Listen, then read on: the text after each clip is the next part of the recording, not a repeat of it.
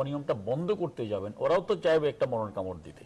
তো সেই জায়গাটা আমরা দেখলাম এক পর্যায়ে মানুষের মধ্যে, আমি নিজেও অনেক জায়গায় ঘুরেছি, আমি দেখেছি যে মানুষের মধ্যে একটা বিরক্তি বা অস্থিরতা চলে আসছে। আমি এমন অনেক আপনাদের মিডিয়ার মাধ্যমে অনেক দেখেছি, বিশেষ করে মহিলারা, ওরা বলেছেন অসুবিধা, আমরা ভাড়া বেশি দিয়ে আমরা বসে যাবো, আমরা দাঁড়িয়ে যেতে পারবো না। কিন্তু মনিটরিংটা কতটা ভালো হচ্ছে আপনার কি মনে হয়? আমাকে শেষ আমি করতে দেন। হ্যাঁ, একটু যোগ করে দেব আপনার সাথে। সেটি হচ্ছে যে আগের যে অভিজ্ঞতা, সিটিং সার্ভিস বন্ধের আগের অভিজ্ঞতা হচ্ছে যে 5টা গাড়ি ধরেন যে সিটিং সার্ভিস করে ফেললো, এই সিটিং সার্ভিসের দেখাতে অন্য যে গাড়ি যানবাহন বেশিরভাগই সিটিং সার্ভিস হয়ে যাচ্ছিল, যার কারণে বেশিরভাগ যানবাহন রাস্তায় দাঁড়িয়ে থাকতে হয়েছে। সিটিং সার্ভিস যখন বন্ধ করা হলো, তখন শুরুতে আপনাকে বলেছি যে আমাদের এখানে কিন্তু ব্যাপক একটা ভ্যাকুয়াম ছিল, যাত্রীর সংখ্যা বেশি, গাড়ির সংখ্যা কম, রাস্তায় দাঁড়িয়ে থাকা অনেক সমস্যা ছিল। কিন্তু এরপরে যখন সিটিং সার্ভিস বা এটা যখন চালু হয়েছে, এখানে আমি ইতিবাচক যে জিনিসটা দেখেছিলাম, আমি দেখেছি রাস্তায় মানুষ কিন্তু লাইন ধরে দাঁড়িয়ে আছে, গাড়ি আসলে গাড়িতে উঠবে, এটাও দেখেছি। এবং আমাদের কিন্তু সহজে লাইনে দাঁড় করানো যেত না, যে যে কোনো মেরে গাড়িতে উঠে যাওয়ার একটা প্রতিযোগিতা ছিল, সেই জায়গা থেকে কিন্তু আমরা একটা সিস্টেমের মধ্যে চলে আসছিলাম। কিন্তু এটাও ঠিক যে এতে কিন্তু মানুষের পরিবহন কস্টিং অনেক বেড়ে যাচ্ছিল। সবকিছু মিলিয়েই মাননীয় মন্ত্রী মহোদয় একটা উদ্যোগ গ্রহণ করেছিলেন, এবং উনি উদ্যোগ গ্রহণ করার আগে মালিক পক্ষের সাথে কথা বলেছেন, বিআরটির সাথে কথা বলেছেন, সবগুলোর সাথে কথা, শ্রমিক নেতাদের সাথে উনি কথা বলেছিলেন। কিন্তু এই 2 দিনের যখন যানজটটা ভোগান্তিটা বেড়ে যাওয়া শুরু করলো, তখন আমরা দেখলাম যে আবার মিডিয়া সহ সবকিছুতে, ইলেকট্রনিক্স, প্রিন্ট, আমি ইলেকট্রনিক্স বা প্রিন্ট মিডিয়াকে দোষ দিচ্ছি না, কিন্তু দেখা গেল মানুষের মধ্যে এমন একটা অস্থিরতা চলে আসলো যেন দেশটা বোধহয় শেষ হয়ে যাচ্ছে। আমি যেটা বলতে চাচ্ছি, যখন আপনি একটা নতুন সিস্টেম ইন্ট্রোডিউস করতে যাবেন, এখানে তো আপনাকে একটা লোড তো আপনাকে নিতে হবে, কিন্তু সেটা আমরা একটু ধৈর্য ধরলাম না। সেই জায়গাটাই যদি বাস মালিকরা বাস না নামান, সেই বিষয়টা দেখভাল কে করবে? সেটা যেমন আমার যদি ভুল না হয়, যে বিআরটি চেয়ারম্যান সাহেব বলেছিলেন যে প্রয়োজন আমরা তাদের রোড পারমিট বাতিল করার ব্যবস্থা নেওয়ার কথা বলেছেন, তালিকা হচ্ছে, চিন্তা ভাবনা করতেছি। তাহলে সেই জায়গায় হ্যাঁ, এটাও ঠিক, উনি একজন ইন্ডিভিজুয়াল ব্যক্তি বা একটা প্রতিষ্ঠানের চেয়ারম্যান, উনি হয়তো চেষ্টা করেছেন, কিন্তু আমরা কি দেখলাম মানুষের মধ্যে একটা হতাশা, মানুষও মনে করতেছে না আমাদের টাকা বেশি দেওয়া হলে আমাদের কর্মস্থলে যাওয়া দরকার, এটাও জরুরি। কিন্তু মানুষের মধ্যে একটা চাহিদা তৈরি হয়ে গেল, বিশেষ করে মহিলাদের মধ্যে। আমরা বিভিন্ন মিডিয়া, ইলেকট্রনিক্স এবং পত্রপত্রিকায় আমরা দেখেছি যে মানুষ চাচ্ছে যে না, আমরা অসুবিধা নেই, ভাড়া বেশি, আমরা সিটিং করে যাবো। এই যে একটা চাহিদার একটা এই অবস্থায় মাননীয় মন্ত্রী মহোদয় দেখলেন যে না, এটা নিয়ে আরো একটা মানে সমস্যাটা বড় হতে পারে। তখন উনি মনে করলেন যে না, আপাতত আমরা এটা একটা পরীক্ষামূলকভাবে অবস্থা দেখি, পরে হয়তো আমরা আরো বেটার, আরো অনেকগুলো আপনার যারা এটার ফ্যাক্টর যারা জড়িত আছে তাদের সাথে কথা বলে আমরা সমাধান করার চেষ্টা করব। আমরা এই জায়গা থেকে আপনার কাছে আবার শুনতে চাই, আমি একটু মোশাররফ হোসেন আপনার পর্যবেক্ষণ জানতে চাই ঢাকার গণপরিবহনের এখনকার অবস্থা। আমি একটু যোগ করে দিতে চাই, সেটা হচ্ছে যে ভাড়া, নির্ধারিত ভাড়া বাসে 1 টাকা 70 পয়সা এখন 2015 সালের যে ভাড়া, আর মিনি বাসে 1 টাকা 60 পয়সা, সর্বনিম্ন হচ্ছে মিনি বাসে 5 টাকা, বাসে 7 টাকা। এটি মানে আমরা যেটা দেখেছি মাঠে বেশিরভাগ ক্ষেত্রেই মানা হচ্ছে না একেবারেই। সিটিং সার্ভিস ক্ষেত্রে অনেক বেশি ভাড়া নেওয়া হচ্ছে, সিটিং সার্ভিস বন্ধের আগেও, সিটিং সার্ভিস বন্ধ থাকা অবস্থায়, এবং সিটিং সার্ভিস আবারও চালু হওয়ার পরে একই অবস্থা।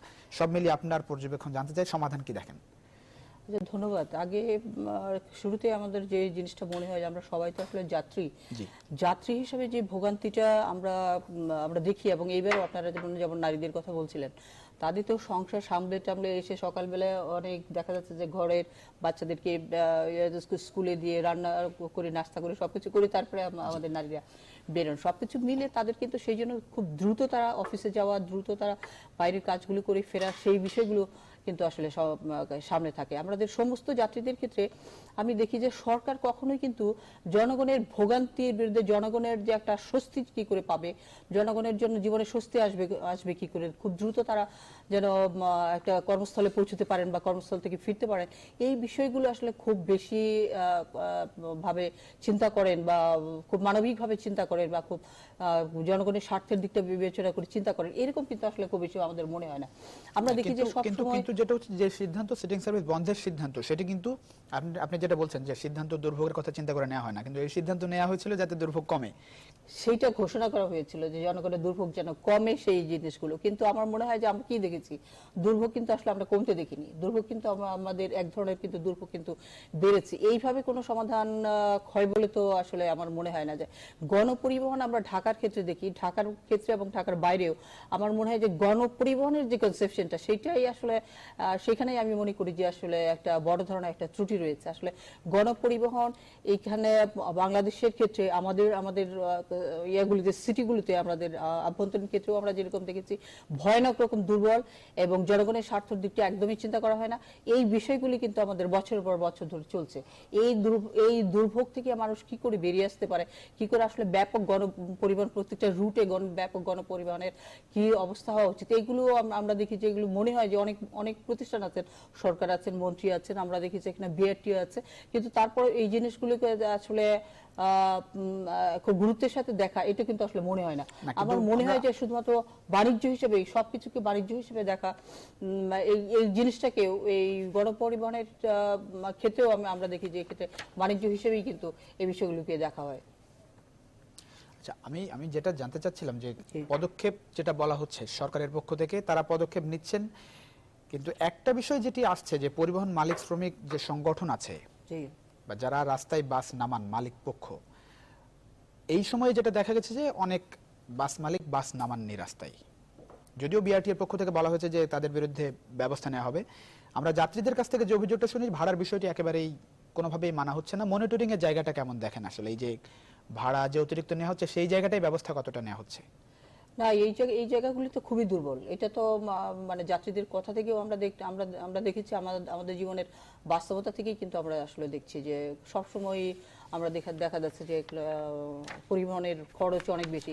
যে কোনো পরিস্থিতিতে আমরা দেখি যে ধাম করে পরিবহনের খরচ বেড়ে যায়, এবং এইগুলোর যে সামগ্রিকভাবে এটার যে ভোগান্তি জনগণকে ভুগতে হয়, তার জীবনযাপনের ক্ষেত্রে একটা বড় একটা চাপ তৈরি হয় কিন্তু। তো এই জিনিসগুলি তো আমি মনে করি যে সরকারকে ভালো করে দেখতে হবে। আমাদের সাথে যাত্রী কল্যাণ সমিতির সভাপতি মোজাম্মেল হোসেন আছেন, তার সঙ্গে আমরা একটু জানার চেষ্টা করবো তার মোজাম্মেল হোসেন, আপনি শুনতে পাচ্ছেন নিশ্চয়ই আমাকে? জি, এখনকার অবস্থা আপনার কাছে কি মনে হচ্ছে? আসলে যাত্রীরা তো দুর্ভোগের মধ্যে আছেন, আমরা যতটা জানতে পেরেছি। আপনার কি মনে হয় যে এই জায়গাটাই দুর্ভোগ কমাতে আসলে কি ধরনের ব্যবস্থা নেওয়া উচিত আসলে? দেখুন, এই জায়গাতে দুর্ভোগ কমাতে হলে একটা সমন্বিত পরিকল্পনা নিয়েই কিন্তু একটা পদক্ষেপ নেওয়া প্রয়োজন বলে আমরা মনে করি। কিন্তু আমরা যেটা দেখতে পাচ্ছি, ইতিমধ্যে যে সিদ্ধান্ত নেওয়া হয়েছিল বা যে সিদ্ধান্ত আমরা গত কয়েকদিন ধরে দেখেছি, এটাতে আমরা বিস্মিত হয়েছি যে বিআরটি এর মতো একটা সরকারি প্রতিষ্ঠান এই অবৈধ সিটিং সার্ভিসের ভাড়া ডাকাতির চক্রে অবস্থান নেওয়ায় আমাদের একটা প্রশ্ন জাগে, এটা কি সরকারি প্রতিষ্ঠান নাকি মালিকদের আজ্ঞাবহ প্রতিষ্ঠান? কেননা এই প্রতিষ্ঠানের দায়িত্ব হলো যাত্রী তথা জনগণের স্বার্থ রক্ষা করা এবং এই নৈরাজ্যগুলোর বিরুদ্ধে অবস্থান গ্রহণ করা, যারা নৈরাজ্য করছে তাদের বিরুদ্ধে আইনগত যথাযথ ব্যবস্থা নেওয়া। তারা সেটি না করে মালিকরা যে ফাঁদ পেতেছিল সেই ফাঁদে পা দিয়েছে বিআরটি। এতে করে আমাদের আস্থা এবং বিশ্বাসের জায়গাটিও শেষ পর্যন্ত নষ্ট হয়েছে। আমরা সরকারের উপর যেটুক পর্যন্ত ভরসা রাখতাম সেইটুক পর্যন্ত আমরা আর রাখতে পারছি না। আপনি জানেন, নগর পরিবহনের সিটিং সার্ভিস নামে কোনো প্রতিষ্ঠান নেই। এই যে প্রতিষ্ঠানটি অবৈধ তাকে বৈধতা দেওয়ার ঘোষণা দেওয়া হয়েছে গতকালের সভায়। এখানে আমাদের কোনো মতামত নেওয়া হয়নি এবং সিটিং সার্ভিস বন্ধের যে সিদ্ধান্ত নিয়েছিল সেখানেও যাত্রী সাধারণের কোনো মতামত নেওয়া হয়নি। মালিক এই সিদ্ধান্ত নিয়েছে এবং শ্রমিক সরকার পরবর্তীতে এই মালিকদের নেওয়া সিদ্ধান্তের ফাঁদে পা দিয়েছে। আমরা মনে করি সরকার এই ব্যাপারে একটা উদ্যোগী হবেন। আমি একটু আপনাকে জানাতে চাই যে গতকাল যে বৈঠক হয়েছে সেখানে আমি ছিলাম রিপোর্টার হিসেবে। সেখানে তারা যেমনটি বলার চেষ্টা করেছেন যে যেরকম অবস্থা এই 4 দিনে হয়েছে সিটিং সার্ভিস বন্ধের সময়, একরকম দুর্ভোগের মধ্যে ছিলেন সাধারণ মানুষ। গণপরিবহনে অনেক বেশি সংকট, কৃত্রিম সংকটই তৈরি করা হয়েছে। আবার তারা বলছেন যে সিটিং সার্ভিসের একটা চাহিদাও বোধহয় তৈরি হচ্ছে, সাধারণ মানুষ অনেকেই চান সিটিং সার্ভিসে যেতে, সে কারণে তারা চান যে সিটিং সার্ভিসটিকে একটি কাঠামোর মধ্যে নিয়ে আসতে। আপনার কি মনে হয় যে এরকম আসলে এই কাঠামোর মধ্যে নিয়ে আসলে কোন রকম যাত্রীরা উপকৃত হবে কিনা? দেখুন, এটা একটা মালিকদের তৈরি করা ফাঁদ বলে আমরা মনে করছি। কেননা সরকার ভাড়া নির্ধারণ করেছে সিটিং বাসের লোকাল ভাড়া আদায় করবে, সেটাই হলো নিয়ম। আমি বাসে যাব, স্ট্যান্ডিং ভাবে যাব, সেই ভাড়া কিন্তু সরকার নির্ধারণ করেনি। সরকার আমাকে যে ভাড়া নির্ধারণ করে দিয়েছে প্রতি কিলোমিটারে 1 টাকা 60 পয়সা এবং সর্বনিম্ন ভাড়া বাসে 7 টাকা, মিনি বাসে 5 টাকা। এটা কিন্তু সিটিং সার্ভিসের ভাড়া। এখন সিটিং সার্ভিসের নামে আমাদের সাথে যে চিটারি করছিল, সেই চিটারির বিরুদ্ধে অভিযান না নিয়ে, সেই চিটারির বিরুদ্ধে ব্যবস্থা না নিয়ে এই সার্ভিসের কে বন্ধ করে দিয়ে মালিকরা যে তাণ্ডবলীলা চালিয়েছে সেটাকে একটা প্রতিষ্ঠিত করার জন্য, অর্থাৎ সিটিং সার্ভিসের বৈধতা দেওয়ার জন্য যে কথা বলা হচ্ছে, আইনি কাঠামোয় আনার মানে এই যে বাড়ানো যাচ্ছে বা বাড়া টাকা দিয়ে এটাকে বৈধতা দেওয়া। আমরা এই সিদ্ধান্তে মনে করি যাত্রীর সাথে চরমভাবে ক্ষতিগ্রস্ত হবে এবং জনগণের সাথে এখানে দারুণভাবে ক্ষতিগ্রস্ত। না, তাহলে কি সিটিং সার্ভিস একেবারে প্রয়োজন নেই মনে করেন? আমি সিটিং সার্ভিস নেই সেই কথাটি আমি আপনাকে বলছি না। আমি বারবার বোঝানোর চেষ্টা করছি, গণপরিবহনের যে ভাড়া নির্ধারণ করা আছে, সার্ভিসে নীতিমালা আছে, সেটি হলো সিটে যাব আমি, আমাকে সিটিং এ নিয়ে যাবে। এই নগরীতে গণপরিবহন সংকট আছে বলেই বিশেষ সার্ভিস সৃষ্টি হচ্ছে। বিশেষ সার্ভিস সৃষ্টি হওয়ার মানে এই নয় যে আমার কাছ থেকে বেশি ভাড়া নেবে। অনেক ধন্যবাদ। এখন তারা যে সিটিং অনেক ধন্যবাদ মোজাম্মেল হোসেন, আমরা বুঝতে পেরেছি আপনার বক্তব্য। শুনছিলেন আমিনুল ইসলাম, আমি আপনার এবার বক্তব্য জানতে চাই। তার আগে আমাদের হাতে ওই দিনের বৈঠকে যে বিআরটিএর চেয়ারম্যান কথা বলেছেন, সড়ক পরিবহন সমিতির সভাপতি ছিলেন খন্দকার এনায়েতুল্লাহ, তাদের দুজনের বক্তব্য আমাদের কাছে আছে, আমরা একটু দেখে আসি তারা আসলে কি বলেছিলেন। সিটিং সার্ভিসই এই আপাতত 15 দিনের জন্য স্থগিত করা মানে তো 15 দিনের মধ্যে চালাতে পারবে, এটা তো সোজা কথা। আগের অবস্থা না, ভাড়া সঠিক রাখতে হবে শুধুমাত্র, এবং ভাড়া অতিরিক্ত নিতে পারবে না। যে আমাদের যে সরকারি চার্ট আছে সেই মোতাবেক ভাড়া নিতে হবে। ভাড়াটা চেয়ারম্যান সাহেব বললো আগেরটা না 2015 সালের সর্বশেষ যে ভাড়া চার্ট দেওয়া হয়েছে সে মোতাবেক ভাড়া আদায় করা হচ্ছে কিনা সেটা ওনাদের যে ভ্রাম্যমাণ ম্যাজিস্ট্রেটরা আছেন এবং ডিএমপি যারা কর্মকর্তা তারা নিয়মিত চেকিংটা করে যাবে। সিটিং সার্ভিসের প্রয়োজনীয়তা যদি উপলব্ধি সবাই যাত্রীরা করে, তাহলে সেক্ষেত্রে ভিন্ন কালার হবে, কি হবে, সেটা ভাড়া কি হবে, তাহলে সেটাকে আলাদা আইনগত কাঠামো দিয়ে চলতে হবে, বেআইনিভাবে চলতে পারবে না। এবং সেই ক্ষেত্রে কি কি করা উচিত আমরা সম্মিলিতভাবে সেই সিদ্ধান্তটা নিই। জি, শুনছিলাম তাদের বক্তব্য। আপনি তো বক্তব্য নিজে শুনলেন, আসলে কতটা যৌক্তিক সিদ্ধান্ত মনে করেন? আসলে আমি চেয়ারম্যান সাহেব এবং খন্দকার এনায়েতুল্লাহ সাহেব দুজনের বক্তব্য শুনলাম। আমার যেটা মনে হয়েছে এই এখানে আগে বলি, আমি কিন্তু এখানে মালিক পক্ষের কেউ না বা যাত্রী কল্যাণ, সাধারণ মানুষ, সাধারণ মানুষ। হ্যাঁ, আমি যেটা মনে করি আসলে গণপরিবহন বলতে আমরা কি বুঝি। আমরা উন্নত বিশ্বে যেটা দেখি, গণপরিবহন মানে এখানে কিন্তু দাঁড়িয়ে যাও, বসে যাও, মানুষ গাড়ি এসে থামবে, যতক্ষণ না জায়গা হবে ততক্ষণ মানুষ উঠবে, সেটা মেট্রো রেল হোক, সেটা স্কাই ট্রেন হোক বা যেটা হোক, এখানে মানুষ চড়ে এবং তাদের ভোগান্তি থাকবে না। হ্যাঁ, ভোগান্তি থাকবে না, সেটাই।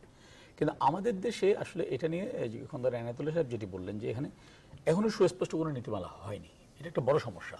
এখন প্রাইভেট, যেমন মিশু আপা যে কথাটি বলছিলেন যে এটা একটা ব্যবসা, ডেফিনেটলি এটা ব্যবসা বলে একজন মানুষ ইনভেস্ট করে সে 2টা পয়সা ইনকাম করার জন্য সেটা করতেছে। এখন বিষয়টা হচ্ছে কি, সে ইনকাম কতটুকু করবে, সে কি পুকুর চুরি করবে নাকি পুকুরের মাছগুলো বিক্রি করে, সেই সব চিন্তা ভাবনা করেই তো ভাড়াটা নির্ধারণ করা হয়েছে। এটা যেটা বলা হয়েছে, হ্যাঁ, এটা ভাড়া নির্ধারণ করা হয়েছে। তাহলে এখন চেয়ারম্যান সাহেব যে কথাটি বলেছেন এবং একই সাথে খন্দকার এনায়েতুল্লাহ, আমি মনে করি এখানে একটা সমাধানের ইঙ্গিত আছে। উনি যেটা বলেছেন যে যদি যাত্রীদের চাহিদা থাকে যে আমরা সিটিং যাব, দাঁড়িয়ে যাব না, সেক্ষেত্রে যদি ওরা মনে করে যে হ্যাঁ আমরা ভাড়া দরকার হলে বেশি দিব, যেটা আমরা ইতিমধ্যেই এই গত 4 দিনের অচল অবস্থার সময়ে বিভিন্ন মাধ্যমে যাত্রীদের চাহিদার কথা আমরা জানতে পেরেছি। হ্যাঁ, এরকম যদি হয় অবশ্যই এটার জন্য একটা নীতিমালা করা উচিত। এখানে আসার বিষয় এই জায়গায় যে সরকার অথবা বিআরটিএ বলেনি যে এটা আমাদের চূড়ান্ত সিদ্ধান্ত, এর বাইরে কিছু হবে না। যেটা পরীক্ষামূলকভাবে আমরা এটা করব 15 দিনের জন্য, তারপরে আমরা আরো বেশি জনগোষ্ঠীর সাথে আমরা কথা বলে, স্টেক হোল্ডার যারা আছে তাদের সাথে কথা বলে আমরা এমন একটা নীতিমালা তৈরি করবো যেটা মানুষের ভোগান্তিও কমবে এবং ব্যবসায়ীরা ব্যবসাও করতে পারে। আমার মনে হয় এরকম যদি কিছু হয় তাহলে বোধহয় এটা সবার জন্য মঙ্গলজনক হবে বলে আমি মনে করি। জি, বাট আমি আশা করব যে বিআরটিএ চেয়ারম্যান সাহেব এবং একই সাথে খন্দকার এনায়েতুল্লাহ সাহেব মালিক সমিতির প্রেসিডেন্ট উনি যেটা বলেছেন, ওনারা যেন তাদের এই কথা স্ট্রিক থাকে না, এই কথার যেন ব্যত্যয় না ঘটে। আমরা বারবারই দেখছি যে মানে যে সিদ্ধান্ত হচ্ছে সেটি আসলে কোনোভাবে কাজে আসছে না, আসলে দুর্ভোগটা থাকছেই।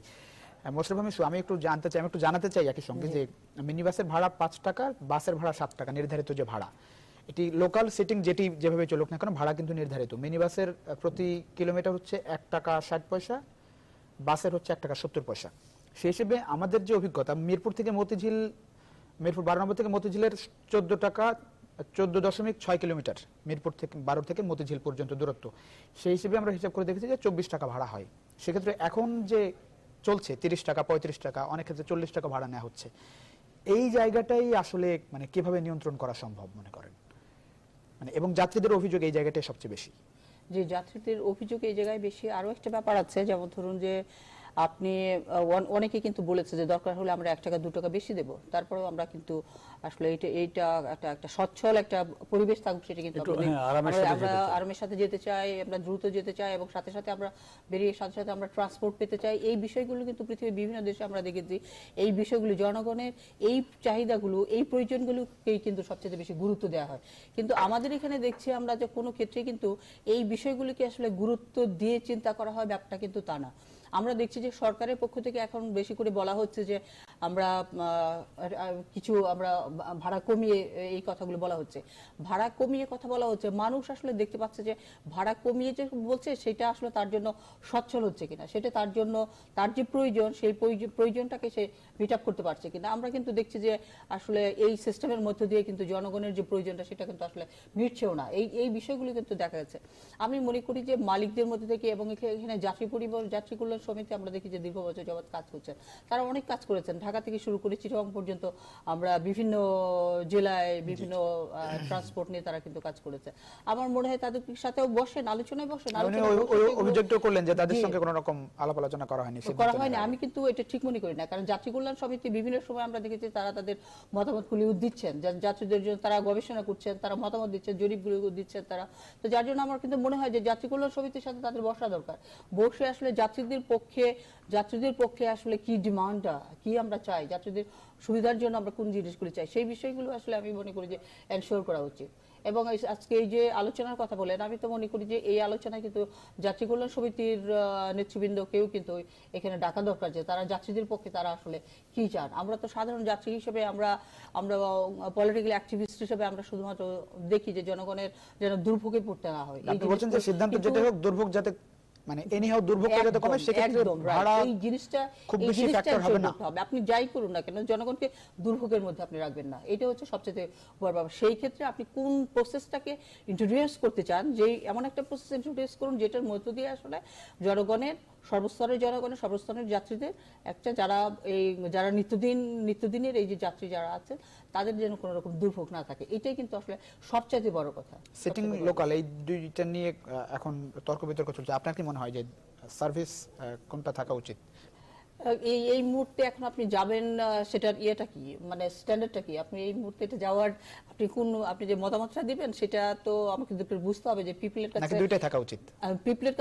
পিপলের কাছে কোনটা সবচেয়ে বেশি ভালো হচ্ছে, তার প্রয়োজন মেটাচ্ছে কোনটা গণপরিবহনের যে প্রয়োজনীয়তা, দ্রুত কাজ করা তার জনগণের পক্ষে, সেটা আসলে কি সিটিং সার্ভিসে করতে পারছেন না এটা করতে পারছেন, এইটা তো আমার মনে হয় যে এটা ভাবা দরকার, একটু সময় নিয়ে। আমি বলতে চাচ্ছি যে লোকাল তো আমি বলতে চাই যে সিটিং লোকাল দুটি কি আসলে থাকা উচিত নাকি কোনটা অফ করে দেওয়া উচিত? এই যে না, আমার মনে হয় যে এই জায়গায় যেতে গেলে এটা নিয়ে আসলে চিন্তা করতে হবে। এই জায়গায় চিন্তা করে আমাদেরকে লোকাল তো থাকবেই, সিটিং সার্ভিস এখন ইন্ট্রোডিউস করা হয়েছে, সেটার কি এক্সপিরিয়েন্স সেটাও আমি মনে করি যে আমাদের অ্যাকাউন্টেবিলিটিতে নেওয়া দরকার। তার এক্সপিরিয়েন্সটা কি, মানুষের রিয়াকশনগুলো কি, সেগুলো আমাদের বিবেচনা করে আমি মনে করি যে আমাদের সিদ্ধান্ত নিতে হবে।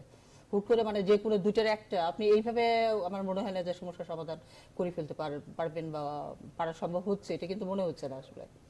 আচ্ছা, আমরা একটা ছোট্ট বিরতির সময় হয়েছে, আমরা বিরতি নিয়ে ফিরছি। দর্শক, গণতন্ত্র অনুষ্ঠানে ছোট্ট একটা বিরতির সময় হয়েছে, আমরা ফিরছি কিছুক্ষণের মধ্যে। আশা করি বিরতির পরে আপনাদের সঙ্গে পাচ্ছি। যে আপনি যে প্রশ্নটি আমাকে করছেন সেই প্রশ্নের উত্তর দেবার পূর্বেই আমি এই যে আপনাদের এই স্টুডিওতে আসার মানে এই যে এসটি আমার যে বিলম্ব হলো সেই কারণে আমি আন্তরিকভাবে দুঃখিত দর্শক শ্রোতাদের কাছে। কিন্তু বিলম্ব হওয়ার মূল কারণ হচ্ছে যে ট্রাফিক, অতিরিক্ত ট্রাফিক। দেখেন আমরা যে বারবার করেই বলে থাকি কিংবা সরকারের পক্ষ থেকে বলে থাকে যে অনেক উন্নয়ন হচ্ছে, অনেক দেশ এগিয়ে যাচ্ছে, কিন্তু বাস্তবে কিন্তু সেটা আমরা দেখতে পাচ্ছি না। দেখেন এই যে আজকে যে আমি সঠিক সময় আসতে পারলাম না, এটা কিন্তু আজ থেকে 10 বছর আগেও আমরা চিন্তা করতে পারিনি। প্রায় 2 ঘন্টার মতো সময় আমার গেল মোহাম্মদপুর থেকে এখানে আসতে, কিন্তু আজ থেকে 10 বছর আগে কিন্তু আমরা 1 ঘন্টা কিংবা আধা ঘন্টার মধ্যে চলে আসতে পারতাম। তা আমরা কি সামনের দিকে এগুচ্ছি না পিছাচ্ছি? আমরা অবশ্যই পিছনের দিকে যাচ্ছি। আর আরেকটা হলো যে গণপরিবহনের যে নৈরাজ্যকর অবস্থা, টোটাল আপনি দেখবেন যে সেবা খাতগুলোই, আপনি গণপরিবহন বলেন কিংবা চিকিৎসা ব্যবস্থা বলেন কিংবা অন্য যে কোনো সেবা খাতগুলোই কিন্তু এখন পেশি শক্তির কবলে পড়েছে বলা চলে। পেশি শক্তি কেমন? যারাই আজকে ক্ষমতায় আছে তারাই কিন্তু দেখা যাচ্ছে যে এই সেবা খাতগুলো তাদের কন্ট্রোলে, টোটালি কন্ট্রোলে, মাস্তানদের কন্ট্রোলে। আপনি এই যে গণপরিবহনের এই নৈরাজ্যকর অবস্থার কারণ প্রথমত যদি আপনারা বলেন তাহলে বাংলাদেশের 1 কি 2 জনের নাম চলে আসবে। এই 2 জনই হচ্ছেন ওনাদের সরকারের। একজন নৌপরিবহন মন্ত্রী যিনি শ্রমিক নেতা এবং মালিক পক্ষেরও নেতা, তো আবার উনি নৌপরিবহন মন্ত্রীও। এখন উনি যে কোনো ঘটনা সংঘটিত হলেই, যে সেটা শ্রমিকদের ক্ষেত্রে হোক মালিকদের ক্ষেত্রেই হোক, ওনার ভূমিকাটা কিন্তু সেখানে আমরা দেখি। আরেকজন হচ্ছে ওনাদের শরিক দল বলবো না, ওনাদের অনেকটা বলা চলে অঙ্গ সংগঠনের মতো, হোসেন মোহাম্মদ এরশাদের সংগঠনের যে রাঙ্গা, মশিউর রহমান রাঙ্গা, স্থানীয় সরকার প্রতিমন্ত্রী, তিনিও কিন্তু এই মালিক পক্ষের নেতা। তা এখন দেখা যাচ্ছে যে এই যে মূলত সেবা খাতগুলো, যেটা গণপরিবহন ব্যবস্থা, যেটা এই যে কদিন আগে হলো যে সিটিং বাস বন্ধ করে দেওয়া হলো, এখন শোনা যাচ্ছে যে এটা মূলত মালিক পক্ষের সুবিধার জন্য এই ঘটনাটি সংঘটিত হয়েছে, কিন্তু সাফার করছে কারা? সাফার করছে কিন্তু সাধারণ জনগণ। তা এখন ওনারা মালিক পক্ষ, ওনারাই আবার দেখা যাচ্ছে যে ওনাদের সুবিধার জন্য ওনারা যে কোনো সময় যে কোনো অবস্থায় দেখা যাচ্ছে যে গণপরিবহন বন্ধ করে দিচ্ছে কিংবা শ্রমিকরা ধর্মঘট করছে, এবং এর নেতৃত্ব দিচ্ছে কারা? সেই আওয়ামী লীগের নেতারা কিংবা ওনাদের শরিক দল এরশাদের পক্ষের জাতীয় পার্টির নেতারা। তো এখানে কেন, কিভাবে মানে শৃঙ্খলা ফিরে আসবে? আরেকটা হচ্ছে যে দেখেন, বাংলাদেশ হচ্ছে পৃথিবীর কিছুদিন আগে একটা CNN একটা জরিপ করেছে, সেখানে দেখা গিয়েছে যে বাংলাদেশ হচ্ছে পৃথিবীর সবচেয়ে নিকৃষ্টতম, মানে নাম্বারে 2য় নাম্বারে হলো পৃথিবীর নিকৃষ্টতম শহর কিংবা রাজধানী, ঢাকা শহর। হ্যাঁ, ঢাকা। তো এখন যদি ঢাকা হলো বাংলাদেশের রাজধানী, সেই রাজধানীর অবস্থাটা যদি এইটা হয়, আপনার এখানে দেখা গিয়েছে যে বিষয়টা হচ্ছে গণপরিবহনের বিষয়টাই আমরা থাকতে চাই। আমি যেটা জানতে চাই সেটা হচ্ছে যে অতিরিক্ত ভাড়াটা নিয়ন্ত্রণ করা যাচ্ছে না কেন? এই জায়গায় যাত্রীদের ভাড়া কে নিয়ন্ত্রণ করবে বলেন? এই যে আমি যেটা বললাম যে নিয়ন্ত্রণ করবে কে? কেউ নিয়ন্ত্রণ করবে তো অবশ্যই সরকার। সেখানে সরকার যাদেরকে নিয়ন্ত্রিত করিবে তারাই তো মূলত এই মানে এই ধরনের বিশৃঙ্খলার হোতা কিংবা নেতা কিংবা তাদের নেতৃত্বে এই ঘটনা সংঘটিত হচ্ছে, যে কারণে এইটা মানে কোনো রকমের শৃঙ্খলার মধ্যে আনা যাচ্ছে না। এই জন্য আমি বলবো যে যিনি মন্ত্রী তার কখনোই শ্রমিক নেতা কিংবা সে কখনো শ্রমিক সংগঠনের নেতৃত্বে থাকা উচিত মনে করি। আমি বক্তব্য জানতে চাই। হ্যাঁ, আমি আসলে হেলেনাপা না থাকাতে খুব লোনলি ফিল করতেছিলাম। হেলেনাপা একটি চমৎকার কথা বলেছেন যে উনি মোহাম্মদপুর থেকে আসছেন 2 ঘন্টায়, কারণ উনি কিন্তু বাসে করে আসছে। উনি যদিও বা আপনার সাজগোজে কোনো সমস্যা নেই, আমি কিন্তু ধানমন্ডি থেকে এসেছি 50 মিনিট এখানে। এটাও কিন্তু সরকারের দোষ। আর উনি যেটা বলেন, সরকার দেশ কিন্তু পিছাচ্ছে, কারণ 10 বছর আগে 2 ঘন্টা রাখতো না, কিন্তু দেশ এত পিছাচ্ছে। 10 বছর আগে ঢাকা শহরে গাড়ি কয়টা ছিল, এখন গাড়ি কয়টা? দেশ অনেক পিছিয়ে যাচ্ছে, কারণ পৃথিবীর কোনো দেশে ট্রাফিক নেই বাংলাদেশ ছাড়া। যদিও বা পৃথিবীতে বর্তমানে অর্থনৈতিক প্রভাবক দেশ হচ্ছে চায়না। সেই চায়নাতে কয়েকদিন আগে পত্রিকা দেখলাম একটা যানজট হয়েছিল, যেটা 1 মাস লেগেছে শুধু যানজটটা ক্লিয়ার হতে। তার মানে চায়না আমাদের চেয়ে কত হাজার গুণ পিছিয়ে আছে। এখন ঘটনা হচ্ছে কি, আপনি কি চায়নার মতো পিছিয়ে যাবেন? নাকি আবার 10 বছর আগে ফেরত যাবেন যে ঢাকা শহরে গাড়ি ছিল সাগুল্যে 1000 নাকি 30,000 গাড়িতে আসবেন? সেই সিদ্ধান্ত কিন্তু আমাদেরকে নিতে হবে কোন পিছিয়ে কিন্তু দুর্ভোগের জায়গাটা কমানোর দুর্যোগ জায়গাটা আমি যেটা আপনাকে বলতেছি এই জন্য অবশ্যই প্রথমত আমি যেটা মনে করি আমি ট্রাফিকিং সিস্টেমটা আমাদের যে অভিযোগটা হেলেনা জেরেন করছেন সেটা উনি যেটা বলছেন যে যারা মালিক পক্ষ পরিবহনের তারাই আসলে মূল নিয়ন্ত্রণকারী। এটা হচ্ছে একেবারে একটা অ্যাবসলিউটলি, যেহেতু সরকারের বিরুদ্ধে কিছু বলতে হবে না, বললে ওনার দলের অ্যাকাউন্টে কোনো পয়েন্ট যোগ হবে না, এই জন্য বলতে হবে। কিন্তু রিয়ালিটিটা কি? আর ঢাকা মিরপুর থেকে মতিঝিলের দূরত্ব 15 কিলোমিটার। স্বাভাবিকভাবে এই 15 কিলোমিটার পথ কিন্তু আধা ঘন্টা 40 মিনিট বেশি লাগার কথা না, কিন্তু আজকে অপ্রতুল রাস্তা, অতিরিক্ত যানজট এবং ট্রাফিক সিস্টেমের প্রবলেমের কারণে সেই জায়গা পৌঁছতে আমার সময় লাগতেছে কমপক্ষে ভাড়া দিতে হচ্ছে অনেক বেশি, 2 থেকে 2.5 ঘন্টা। তাহলে যে মালিকটা একটা গাড়ি নামিয়েছে, যদিও বা আমার কোনো গাড়িও নেই, গাড়ির মালিকের সাথে পরিচয় নেই, তাহলে তাকে ওই 2 ঘন্টা সময়টা তার মাথায় রাখতে হচ্ছে। আমি বলছি আমি এটা সাপোর্ট করছি না, কিন্তু আমি বলছি এই জন্যই আমাকে প্রথমত ট্রাফিক সিস্টেমটাকে যে কোনো মূল্যে ডেভেলপ করতে হবে। ডেভেলপ হচ্ছে না কেন? এতদিন ধরে তো সমস্যাগুলো যে ডেভেলপ তো একেবারে হচ্ছে না। যদি না হতো তাহলে দেখা যাবে 30,000 গাড়ি আসতো না, প্রতিদিন কয় হাজার গাড়ি আপনার হচ্ছে, রেজিস্ট্রেশন হচ্ছে। দেখেন হচ্ছে তো ডেভেলপ না হলে তো আপনি লাইট পাইতেন না, ডেভেলপ না হলে তো মোমবাতি জ্বালিয়ে আমাকে অনুষ্ঠান করতে হইতো। যেটা ডেভেলপ না হলে শুধু একটা খাত বলি আপনাকে, বাংলাদেশে উপমহাদেশে ইলেকট্রিসিটি ইন্ট্রোডিউসড হয়েছে 1902 সালে। 2007 সাল পর্যন্ত এই দেশে বিদ্যুৎ, 8 সাল পর্যন্ত এই দেশে বিদ্যুৎ উৎপাদন হতো 3,500 মেগাওয়াট। আর 2009 থেকে এখন বিদ্যুৎ ডেভেলপটা হচ্ছে। আমি প্রতিটি ক্ষেত্রে একদম ডেভেলপ হচ্ছে, যদিও বা হেলেনা আপার এটা কোনোদিন দেখবেন না, কারণ ওটা দেখলে ওনার পয়েন্ট কমে যাবে। এই তর্ক দিয়ে কোনো সমাধান হবে না। সমাধান আপনি কি সন্তুষ্টি প্রকাশ করছেন?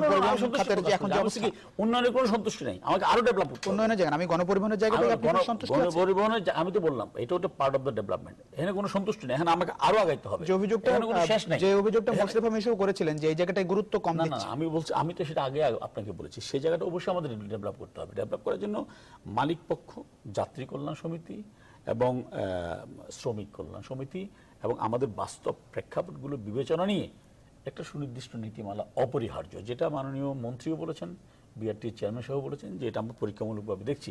যেমন মিশব একটি কথা বলেছেন, চমৎকার কথা, যে কোনটা থাকবে, শুধু সিটিং সার্ভিস নাকি সবার জন্য সমান। এখন আমরা টেলিভিশনে দেখলাম, পত্রপত্রিকা দেখলাম যে অসংখ্য যাত্রী বলতেছে আমরা দাঁড়িয়ে যেতে পারি, আমরা সিটিং করে যেতে চাই। অসংখ্য না, একটা বেশ কয়েকজন বলেছে, আমি তো সংখ্যা আছে, জি হ্যাঁ বলেছে। তাহলে ওইটাও আমাদের মাথায় রাখতে হবে, মাথায় রেখে একটা সমন্বিত সিস্টেমের মাধ্যমে এটা সমাধান করতে হবে। এখানে যদি আমি রাজনৈতিক ব্লেম গেম খেলতে থাকি, এই সমস্যা কেউ সমাধান করতে পারবে না। দীর্ঘদিন ধরে এই সমস্যাগুলো আছে, এই কারণেই এবারও এবার যে একটা বিষয় ভালো, যে বিষয়টি সবার নজরে এসেছে এবং আশ্বস্ত করছে বিআরটি যে একটা সমস্যার সমাধানে আসবে। 15 দিন পর্যন্ত সেটিং সার্ভিস চলবে। আমরা আশা করি যে এই 15 দিনের যে পর্যবেক্ষণ, সেটি নিয়ে নতুন সিদ্ধান্ত আসবে, যার মাধ্যমে একটা স্বস্তি অবস্থা আসবে গণপরিবহনের জায়গাটাই। আমরা একটু রাজনীতি বিষয়ে কথা বলতে চাই। 1 মিনিট আমি বলতে চাই, আপনার বক্তব্যের সাথে আমি এটা অ্যাড করতে চাই, সেটা হলো গণপরিবহনে কোনোদিনই এই নৈরাজ্যকর অবস্থার অবসান ঘটবে না যতদিন পর্যন্ত প্রভাবশালী মুক্ত, বিশেষ করে যারাই মন্ত্রী তারাই মালিক, এদের হাত থেকে যতদিন পর্যন্ত গণপরিবহন বের হয়ে আসতে না পারবে। আমি মনে করি যে এটা প্রথমেই আমাদেরকে সিদ্ধান্ত নেওয়া দরকার যে বিশেষ করে মালিক পক্ষ শ্রমিক পক্ষ কখনো এক হতে পারে না। মালিক পক্ষ আলাদা থাকবে, শ্রমিক পক্ষ আলাদা থাকবে। যিনি মালিক তিনি শ্রমিক, এরকম হতে পারে না। মালিক পক্ষের নেতা যিনি হবেন তিনি শ্রমিক পক্ষের নেতা হবেন না, এখানে সিদ্ধান্ত হওয়া দরকার। আর একটা হলো যে তারাই নেতৃত্ব দিবে যারা এই ধরনের মন্ত্রিত্ব, যদি মন্ত্রিত্বে থেকে যদি তারা এই গণপরিবহনের নেতাও হতে থাকেন, তাহলে কখনোই ওখানে নৈরাজ্যকর পরিস্থিতি স্বাভাবিক পর্যায়ে আসবে না। আর একটা হলো সর্বশেষ বলতে চাই যেটা, যে হয়তো বা বিআরটি এর সিদ্ধান্ত নিয়েছেন 15 দিনের, কিন্তু ইতিমধ্যে কিন্তু 4 দিনের মতো জনগণ কিন্তু অসংখ্য ভোগান্তিতে পড়েছে। সেই জন্য কিন্তু সরকার একবার দুঃখ প্রকাশ করেনি। আমার মনে হয় সরকার এই জায়গাতেও আসা দরকার, যে কোনো এই যে ভোগান্তির কারণে সাধারণ জনগণ যে ভোগান্তিতে পড়ে, সেখানে কিন্তু সরকারের দুঃখ প্রকাশ করা দরকার এবং এই ধরনের ঘটনার যেন পুনরাবৃত্তি আর কখনো না ঘটে সেই ব্যাপারেও তাদেরকে সিদ্ধান্ত নেওয়া দরকার এবং জাতিকে জানানো দরকার। আমরা একটু রাজনীতি নিয়ে আলাপ করছি, আমরা আশা করি যে এই বিষয়গুলোতে নজর দেবে সরকার এবং একটা স্বস্তির পরিবেশ আসবে গণপরিবহন ব্যবস্থাপনায়। আপনার কাছ থেকে শুরু করি, আপনার দল নির্বাচন নিয়ে আসলে কি ভাবছে, সামনে নির্বাচন নিয়ে? আমার দল সবসময় বলে থাকে যেটা যে বিএনপির পক্ষ থেকে আমরা 2014 সালের 5ই জানুয়ারি যে নির্বাচন হয়েছিল সেই নির্বাচনের পূর্বেও বিএনপির বক্তব্য একটাই ছিল, আমরা যে একটা অবাধ নিরপেক্ষ নির্বাচন চাই। সেই কারণেই যে বাংলাদেশের জনগণের, আপনি জানেন যে মানে 96-এ যে কেয়ারটেকার গভর্নমেন্ট গঠন করা হয়েছিল সেটা তো বাংলাদেশের জনগণের প্রত্যাশার প্রতিফলন ছিল, যে কারণে তত্ত্বাবধায়ক সরকার, এবং এই তত্ত্বাবধায়ক সরকারটি হবার পরে বাংলাদেশের এমন কোথাও একটি এই তত্ত্বাবধায়ক সরকারের বিরুদ্ধে একটি মিছিল হয় নাই, একটি মিটিং হয় নাই। সেই বিষয়গুলো তো অনেক পুরনো, আমি এখনকার বাস্তবতায় আসতে চাই। আচ্ছা, এখনকার বাস্তবতা হলো ওইটাই যে আমরা একটা অবাধ নিরপেক্ষ নির্বাচন চাই। প্রথমত হ্যাঁ, তত্ত্বাবধায়ক সরকার না হলেও আমার দলের পক্ষ থেকে বলা হচ্ছে যে সহায়ক সরকার, এবং সহায়ক সরকার সম্পর্কে হয়তোবা কিছুদিনের মধ্যেই একটা জাতির সামনে প্রস্তাব আকারে মানে তুলে ধরবে দেশনেত্রী বেগম খালেদা জিয়া, মানে কি কি বিষয়কে কেন্দ্র করে একটা সহায়ক সরকার হলে দেশে একটা অবাধ নিরপেক্ষ নির্বাচন হতে পারে। মূলত বিএনপির মূল লক্ষ্যই হচ্ছে যে দেশে একটা অবাধ সুষ্ঠু নিরপেক্ষ নির্বাচন হোক, যেখানে আমার ভোট আমি দেবো, আমার ভোট যেন অন্য কেউ কেড়ে নিয়ে যেতে না পারে, আমি ভোট কেন্দ্রে যেতে পারবো না, এই ধরনের অবস্থার সৃষ্টি না হয়, এবং বিনা ভোটে যেন কেউ নির্বাচিত না হতে পারে। এটাই হলো বিএনপির মূল টার্গেট, এবং আপনি এই টার্গেটকে সামনে রেখে আমরা দীর্ঘদিন যাবত আন্দোলন সংগ্রাম করছি। যদিও ইতিমধ্যে আপনারা জানেন, অনেকবারই বলা হচ্ছে যে শেখ হাসিনার অধীনে কোনো নির্বাচনে যাবে না বিএনপি। এটাই তো স্বাভাবিক। বর্তমান প্রধানমন্ত্রী শেখ হাসিনা কি আমাদের অধীনে নির্বাচনে এসেছিলেন? আসেন নাই তো। 96-এ যে ওনারা আন্দোলন করেছিলেন, সেখানে আপনি জানেন যে কমনওয়েলথের মহাসচিব এসেছিলেন স্যার নিনিয়ান, তিনিও তো অনেক সমঝোতা করার চেষ্টা করেছিলেন যে ঠিক আছে দেশনেত্রী বেগম খালেদা জিয়ার অধীনে আপনি নির্বাচন করেন। তখনও কিন্তু বিএনপির পক্ষ থেকে কিংবা নিনিয়ানের পক্ষ থেকে বলা হয়েছিল যে আপনাদেরকে বেশ কয়েকটা মন্ত্রণালয় দেওয়া হবে, আসেন, কিন্তু ওনারা তো মেনে নেয়নি। তো ওনারা যে কাজটি করেনি সেই কাজটি আবার বিএনপিকে দিয়ে কিভাবে প্রত্যাশা করে? আর ইতিমধ্যেই তো বিএনপি জাতির কাছে প্রমাণ করে দিয়েছে, জাতি শুধু না সারা পৃথিবীতে প্রমাণ করেছে যে এই সরকারের অধীনে কোনো নির্বাচন সুষ্ঠু হতে পারে না, বিশেষ করে জাতীয় নির্বাচন। হ্যাঁ, উনি হয়তো বলবেন কুমিল্লার নির্বাচন কিংবা নারায়ণগঞ্জের নির্বাচন নিয়ে আসবে, এটা হলো স্থানীয় নির্বাচন, এবং সেখানেও যথেষ্ট ওনারা চেষ্টা করেছিলেন মানে নির্বাচনটি ওনাদের কন্ট্রোলে নিয়ে আসার, কিন্তু সর্বশেষ পারেনি। কিন্তু আরেকটা ব্যাপার হলো ওনারা কৌশলগত কারণে, আপনারা জানেন যে 2014 সালের নির্বাচনের পূর্বে ওনারা কিন্তু কৌশল করেছিলেন। আমাদের বেশ কয়েকটি সিটি কর্পোরেশন নির্বাচনে ফেয়ার ইলেকশন হয়েছিল এবং সেখানে বিএনপি নির্বাচিত হয়েছিল, এবং ওনারা ওইটাই কিন্তু বারবার করে জাতিকে বলতে চেয়েছিলেন আমাদের অধীনে তো নির্বাচন হয় এবং সেই নির্বাচন ওনারা জিততে পারে। কিন্তু বিএনপি প্রমাণ করেছে যে ওনারা স্থানীয় সরকার নির্বাচনের যে কৌশল নিয়েছে, আসলে বাস্তবে ওনারা জাতীয় নির্বাচনে তো সরকার পরিবর্তন হয়, স্থানীয় নির্বাচনের যে সিদ্ধান্ত সেই জায়গাটাই তো আপনার দলের নেতারাই বলেছে যে সেই সিদ্ধান্ত ভুল ছিল, নির্বাচনে না যাওয়ার সিদ্ধান্ত। না, কে বলেছে আপনাকে? এইটা আপনাদের পক্ষ থেকে বলতে হতে পারে। আপনি বলেন, একটা এক্সাম্পল দেন যে এমন নেতা বলেছে যে আমাদের ভুল ছিল। আমি মনে করি ভুল ছিল না, আমি মনে করি সঠিক ছিল, কারণ আওয়ামী লীগ একটি গণতান্ত্রিক দল, এইটাই বাংলাদেশের মানুষ বিশ্বাস করত। কিন্তু আমরা শুধু বুঝতে পারতাম যে আওয়ামী লীগ আসলে মূলত গণতন্ত্রে বিশ্বাস করে না। আওয়ামী লীগ উপদেষ্টারা তো বলেছেন যে সিদ্ধান্ত ভুল ছিল। কে বলেছেন? ডক্টর জাফরুল্লাহ চৌধুরী বলেছেন। কে? জাফরুল্লাহ চৌধুরী তো ইসে না, মানে তারপরে ডক্টর এমাজউদ্দিন বলেছেন। না, ওনারা কিন্তু কেউ বিএনপির না, ওনারা বিশিষ্ট বুদ্ধিজীবী, এবং ওনারা এই কথা বলেছেন এটা আমি কখনো শুনি নাই। আর হলো যে আমি যেটা মনে করি যে আমি একজন বিএনপি কর্মী হিসাবে, এবং আপনি মনে করছেন যে সিদ্ধান্ত ভুল ছিল? না, আমি জানি বিএনপির দেশনেত্রী বেগম খালেদা জিয়া চেয়ারপারসন থেকে শুরু করে এবং সর্বনিম্ন তৃণমূলের নেতাকর্মীরাও বিশ্বাস করে যে আওয়ামী লীগের অধীনে কখনোই অবাধ সুষ্ঠু নিরপেক্ষ নির্বাচন হতে পারে না। এবং আমরা যদি 2014 সালের 5ই জানুয়ারি নির্বাচনে যেতাম তাহলে আরো অনেক বেশি ভুল। এবারও তাহলে নির্বাচন হলে এবারও আপনি বিএনপি নির্বাচনে আসছেন না? বিএনপি বলছে যে বিএনপি একটি নির্বাচনমুখী দল, বিএনপি সবসময় নির্বাচনে বিশ্বাস করে, বিএনপি নির্বাচন চায় এবং বিএনপি নির্বাচন আগামী দিনে মানে ফেয়ার নির্বাচন যাতে হয় সেই ব্যাপারে সর্বাত্মক চেষ্টা করবে, বাধ্য করবে সরকারকে দরকার হলে যে একটা ফেয়ার নির্বাচন দেবার। তো বিএনপি সেই কাজটি সবসময় করে গিয়েছে এবং আগামীতেও করবে, এবং আমরা প্রত্যাশা করি আগামী দিনে জনগণ আরো বেশি সোচ্চার হবে এবং এই জনগণের এই যে জনগণের যে সচেতনতা, এটার মধ্য দিয়েই আগামী দিনে আমি মনে জি, করি আমিনুল ইসলাম, আপনার কথা শুনতে চাই। একটা যে মানে উনি বলছেন সহায়ক যে সরকার বলেন তারা অথবা নির্বাচনে যেতে তত্ত্বাবধায়ক চাই, সরকার বলেন। শেখ হাসিনার অধীনে নির্বাচনে যাবে না বিএনপি, তেমনটা বলছেন উনি। আপনাদের দলের আমি চিন্তাভাবনা আসলে কি? বিএনপি নেতা নেতৃত্বের সাথে অনেকগুলো টক শোতে গিয়েছি এবং আমি তাদের কথা এবং কাজের মধ্যে কোনো সঙ্গতি খুঁজে পাইনি, আজকেও পাচ্ছি না। এখন জাতীয় নির্বাচন আর স্থানীয় সরকার নির্বাচন, উনি বলছেন যে হয়তো আমরা কুমিল্লার কথা বলবো, হ্যাঁ কুমিল্লার কথাই বলি। উনি বলছেন আমরা কেড়ে নিতে চেয়েছিলাম, আবার উনি বলছেন সরকারের সমস্ত প্রশাসন যন্ত্র আমাদের নির্দেশে কাজ করে। তাহলে সমস্ত প্রশাসন যন্ত্র আমাদের নির্দেশে কাজ করলে আমরা কেড়ে নিতে চাইলে পারলাম না কেন? কুমিল্লা কি জনবিদ্রোহ হয়েছিল? উনি বলেছেন যে বিশেষ করে জাতীয় নির্বাচনের কথা বলছেন। হ্যাঁ, তাহলে এখন উনি জাতীয় নির্বাচন আসবেন না, আবার লোকাল নির্বাচন আসবেন না, ওরা চাইটা কি? যেমন উনি বললেন যে আমরা শেখ হাসিনার অধীনে অবশ্যই নির্বাচনে যাব না, আবার বললেন সেটা আমরা দেখব। তাহলে কি চাই? নির্বাচন তো শেখ হাসিনার অধীনে হবে।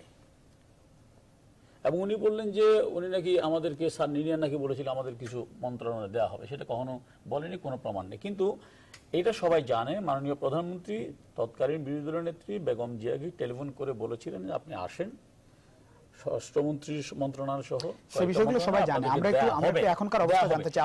আপনার দল নির্বাচনে আসলে কি চাই? ওরা নির্বাচনকালীন সরকারটা ওরা মানে নাই। আমরা যেটা চাই সেটা তো খুবই সুস্পষ্ট। আমরা বলেছি নির্দিষ্ট মেয়াদের মধ্যে নির্বাচন হবে, কারণ হেলেন আপার ভাষায় আওয়ামী লীগ গণতান্ত্রিক দল নয়। কারণ আওয়ামী লীগ তো কোনো সেনা শাসকের পকেটে জন্মগ্রহণ করে নাই। আওয়ামী লীগ গণতান্ত্রিক দল নয়, কারণ আওয়ামী লীগ তো কারফিউ দিয়ে দেশ চালায় নাই। যদিও বা ওই গণতন্ত্রের দাবিদার দলটি এবং সেই দলের প্রধান প্রতিষ্ঠাতা যতদিন বেঁচে ছিলেন, একটা দিনও রাতে কারফিউ ছাড়া দেশ চালাতে পারে নাই। আমি বলি বিএনপি আমাদের বক্তব্য খুবই ক্লিয়ার, আমরা অবশ্যই একটা ফেয়ার নির্বাচন করব এবং সেটা নির্বাচন কমিশন চাইলে পারে। ঘটনা হচ্ছে কি, নির্বাচন কমিশনটা কি আজিজ মার্কা হবে নাকি? বিএনপি একটা অভিযোগ করেছে যে একতরফা নির্বাচনের ষড়যন্ত্র আবারও সরকার করছে।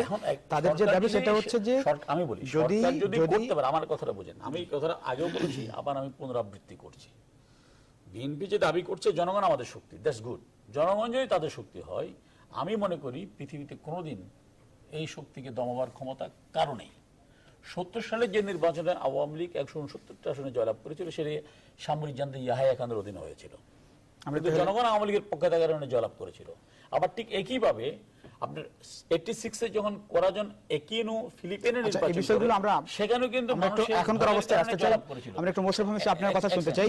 দুই দলের অবস্থান আপনি এখন পর্যন্ত নিশ্চয় জানেন এবং এখানে দুইজন আছেন দুই দলের। আপনার মন্তব্য জানতে চাই, সামনের নির্বাচনের জায়গাটায় দুই দলের যদি অবস্থা থাকে, সুষ্ঠু নির্বাচন আসলে কতটা সম্ভব মনে করেন? আচ্ছা, দুই এবং গ্রহণযোগ্য এবং অংশগ্রহণমূলক একটা নির্বাচনের কথা বলা হচ্ছে।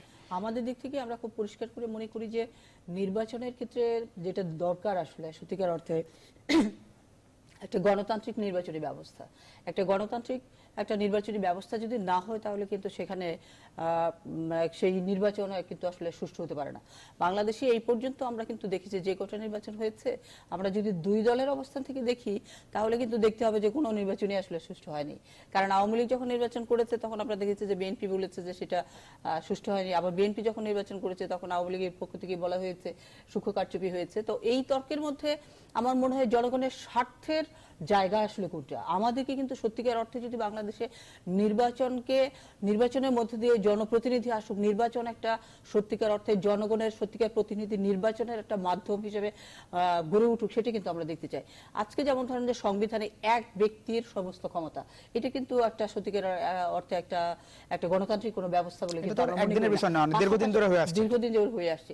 আমরা সেটাই মনে করি যে এই বিষয়টাও কিন্তু আমাদেরকে একটা মাথায় নিতে হবে। আমরা যদি একটা গণতান্ত্রিক নির্বাচনী ব্যবস্থার কথা বলছি, যেমন ধরুন যে নির্বাচন আসলে কি হয়, ব্যাপকভাবে আজকে টাকার ব্যবহার হচ্ছে, এখানে ধর্মের ব্যবহার হচ্ছে, পেশি শক্তির ব্যবহার হচ্ছে।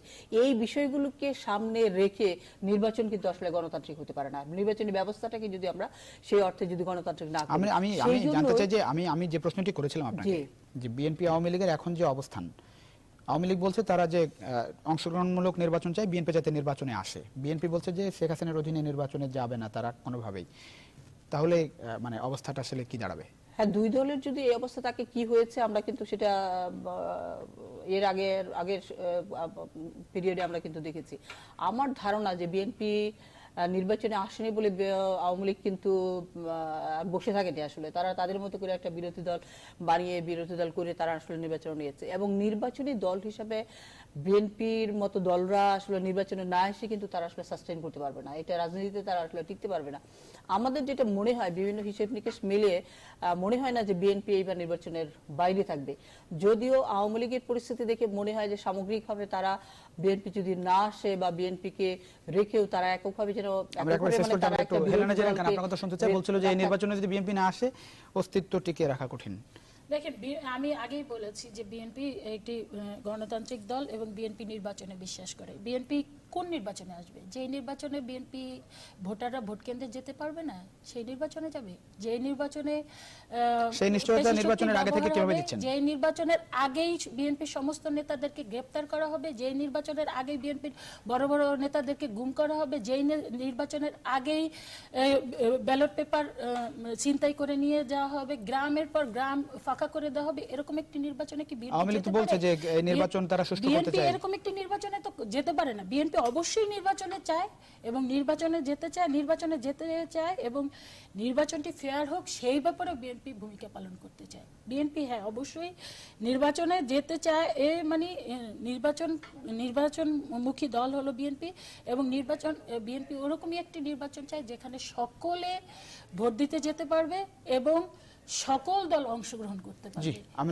শেষ মন্তব্য জানতে চাই। প্রতিফলন ওখানে ঘটবে। আপনি তো নিজে বলে ফেলেছেন, আগে যদি সিদ্ধান্ত নিয়ে ফেলে যে সকল দল ভোট দিতে পারবে না, তাহলে তো হবে না। সকল জনগণ যদি ভোট দিতে না পারে তাহলে কুমিল্লা সিটি কর্পোরেশন সাক্ষী জয়লাভ করে কেমনে?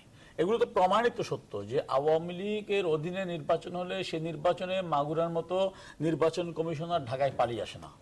আওয়ামী লীগের অধীনে নির্বাচন হলে সেই নির্বাচন কমিশন প্রধান আজিজ সাহেবের মতো বলে না খবর নাই রে ভাই, খবর নেই, হতাশার কথা বলে না। আওয়ামী লীগ সে রাজনীতি কোনোদিন করেনি, করবেও না। আমি বিএনপিকে অনুরোধ জানাবো, নির্বাচন আসেন, জনগণের কাছে ম্যান্ডেট চান, জনগণ যদি আপনাদের ভোট দেয় আওয়ামী লীগ ঠেকাবার কোনো প্রশ্ন আসে না। আচ্ছা, একটা লাইন আমি শেষ করব। উনি যে ওই যে সাকুর কথা বললেন, দেখেন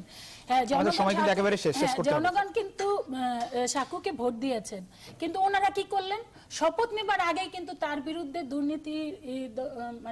দুর্নীতি দমন কমিশনকে তারা লাগিয়ে দিলেন, এবং তার বিরুদ্ধে গত পরশুদিন জানেন যে তার বিরুদ্ধে গ্রেফতারি পরোয়ানা জারি হয়েছে। এবং শুধু সেটা নয়, বিএনপি যতগুলা সিটি কর্পোরেশন বলেন কিংবা পৌরসভা নির্বাচন বলেন, প্রত্যেকটা কিংবা ইউনিয়ন পরিষদের নির্বাচনে নির্বাচিত যারা হয়েছে প্রত্যেকেই জেলে আছে, অথবা কেউ মানে গুম হয়ে আছে, অথবা কেউ বাড়িতে থাকে। ধন্যবাদ দিতে হচ্ছে।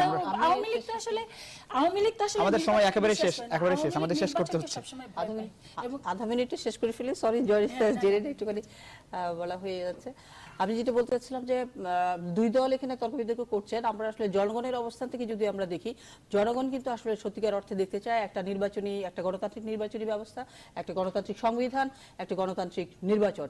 এইভাবেই কিন্তু আমি মনে করি যে বর্তমান সমস্যার সমাধান হতে পারে। এখন কিছু নেই এগুলোর মনে করেন? হ্যাঁ, এখন আপনি ধরেন যে আমি তো মনে করি না যে বাংলাদেশে এর মধ্যে কোনো গণতান্ত্রিক নির্বাচনী ব্যবস্থা হয়েছে। আমরা যদি তত্ত্বাবধায়ক সরকারের কথা বলেন, গোটা সিস্টেমের কথাটা আমি বলছি, গোটা সিস্টেমের কথাটা আমরা বলছি, গোটা সিস্টেমের পরিবর্তন। আমি যেই কথাটা আগে বললাম, আজকে টাকার খেলা হচ্ছে। আমাদের সময় শেষ, পরবর্তীতে ভুয়া ভোটার বানিয়ে যে নির্বাচন আমরা এই বিষয় নিয়ে পরবর্তীতে সুযোগ হলে আবার সেটা কি হয়? কোনো ভোটই লাগে না। এটা শুনেন, আপনি বোধহয় জানেন না, আপনি জানেন না বোধহয় আমেরিকাতে কংগ্রেসের নির্বাচনে ওখানে 40% আনকন্টেস্টেড হয়, আর সংবিধানে কোথাও লেখা নেই যে আনকন্টেস্টেড হবে না।